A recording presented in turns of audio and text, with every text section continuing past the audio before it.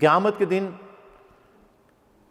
جس شخص نے کسی کو دکھانے کے لیے، شہرت ناموری کے لیے، ریاکاری کے لیے کوئی عمل کیا ہوگا تو اللہ تعالیٰ فرمائے گا کہ میں تمہارے اس عمل سے بیزار ہوں۔ وہ جس کے لیے کیا ہے، جس کو اس میں شریک کیا تھا، اسی سے جا کر اس کا ثواب لے لو، اسی سے جا کر اس کا اجر لے لو۔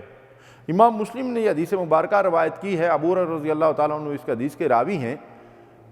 تو روایت میں آتا ہے کہ ابو ہریرہ رضی اللہ تعالیٰ عنہ جب یہ حدیث مبارکہ بیان کرتے تھے تو ان کے اوپر غشی طاری ہو جاتی تھی، بے ہوش ہو جاتے تھے، اس قدر ڈرتے تھے کہ خدا خبر ہمارے اعمال کا کیا ہوگا۔ اور ایک روایت میں آتا ہے کہ حضرت امیر معاویہ رضی اللہ تعالیٰ عنہ کو یہ حدیث سنائی گئی تو وہ بے ہوش ہو گئے۔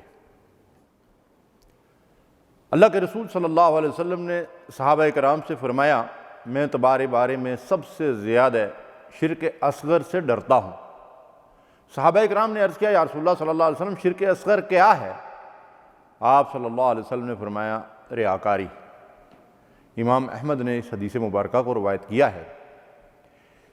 یہ ریاکاری یعنی دکھلاوے کے لیے کوئی عمل کرنا تاکہ شہرت، ناموری اور واہ واہ ملے۔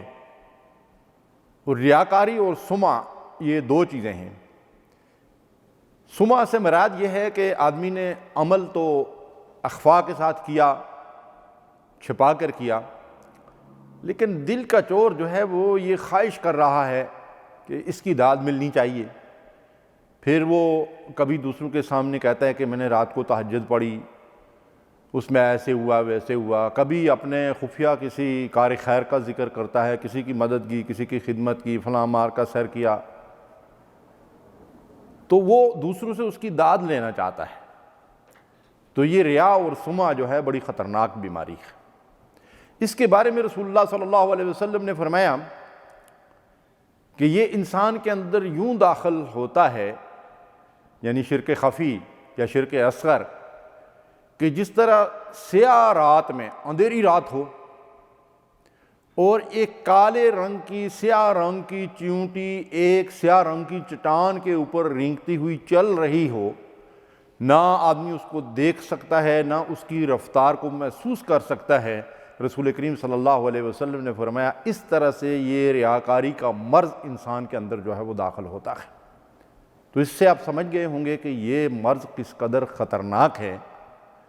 ہمیں اس سے اللہ کی پناہ مانگنی چاہیے اور ہمیشہ اس بات کی فکر کرنی چاہیے کہ کہیں ہم اس مرض کے اندر مبتلا نہ ہو جائیں۔ ریا جو ہے وہ اخلاص کی ضد ہے۔ اللہ تعالیٰ نے قرآن مجید میں ہمیں بار بار اخلاص کے ساتھ نیک عمل اور عبادت کی تاکید کی ہے اور حکم دیا ہے۔ فرمایا الا للہ الدین الخالص، فرمایا کہ دین، اطاعت، فرمانبرداری، عبادت خالص اللہ کے لیے ہے۔ وما امروا الا لیعبدوا اللہ مخلصین لہ الدین۔ اللہ فرماتے ہیں کہ ہم نے لوگوں کو اس بات کی تاکید کی ہے کہ وہ خالص اللہ کے لیے عبادت کریں، پورے خلوص کے ساتھ، اس میں کوئی ریا اور سمعہ کا شائبہ نہ ہو۔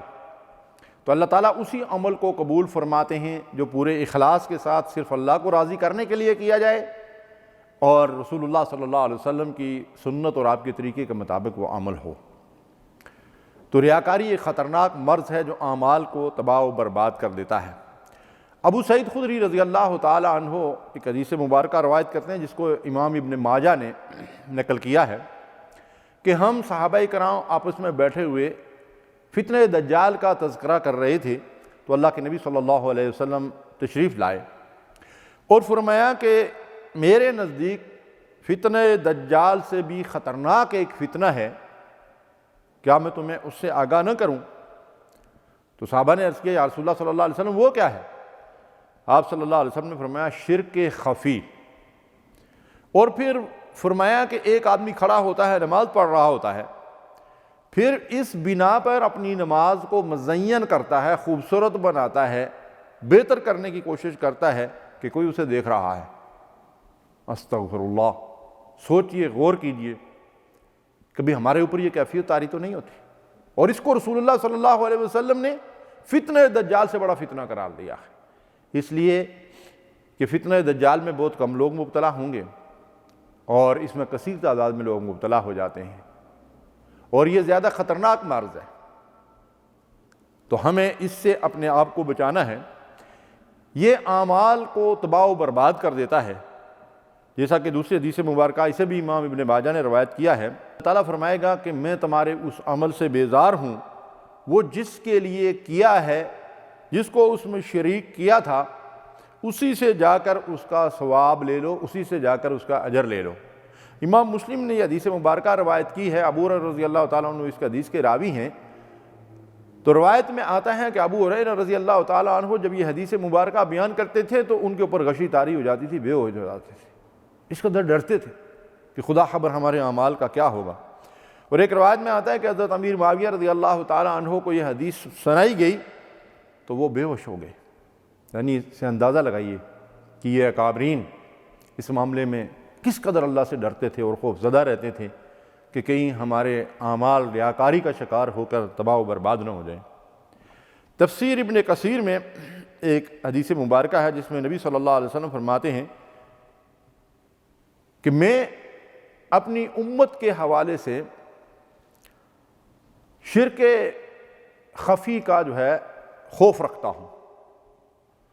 تو رسول اللہ صلی اللہ علیہ وسلم سے پوچھا گیا کہ کیا ہم لوگ پھر چاند، سورج اور پتھروں کی پرستش کریں گے؟ فرمایا نہیں، بلکہ تم لوگ ریاکاری کرو گے اور دوسروں کو دکھانے کے لیے عمل کرو گے۔ یہ وہ عمل تھا جس کے بارے میں رسول اللہ صلی اللہ علیہ وسلم ہمارے بارے میں خوف زدہ رہتے تھے۔ تو ہمیں بھی اس سے خوف زدہ رہنا چاہیے اور اخلاص کے ساتھ عمل کرنا چاہیے۔ ایک بڑی مشہور روایت ہے جس میں آتا ہے کہ قیامت کے دن 3 لوگوں کو لایا جائے گا۔